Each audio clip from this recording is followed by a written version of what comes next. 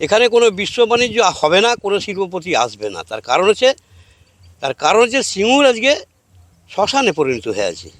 আজকে সিঙ্গুরে উনি একবার সর্ষে ছড়িয়ে দিয়ে গেল, আমরা দেখছি সর্ষে ফুটেছে, সর্ষে ফুল হয়েছে, কিন্তু সিঙ্গুরের শিক্ষিত বেকার যুবক যুবতী আজকে সর্ষে ফুল দেখছে।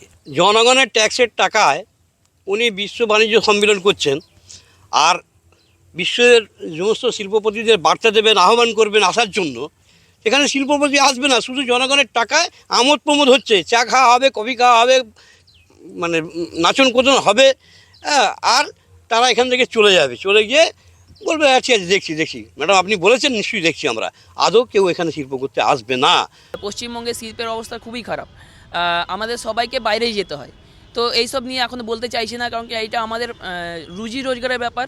30 বছর ধরে দেখছি যে প্রোগ্রাম খুব ভালো হচ্ছে, আলটিমেট তারপরে কি হচ্ছে সেটা সম্বন্ধে ধারণা একেবারেই নেই। শিল্প আসা তো উচিত, হ্যাঁ। অনেক জমি জায়গা ইয়েতে আছে রাজারহাটে। মুখে একরকম ভাষা বা ইয়ে করা হয়, বাস্তব সিচুয়েশানে এসে কিনা অন্যরকম হয়ে যায়।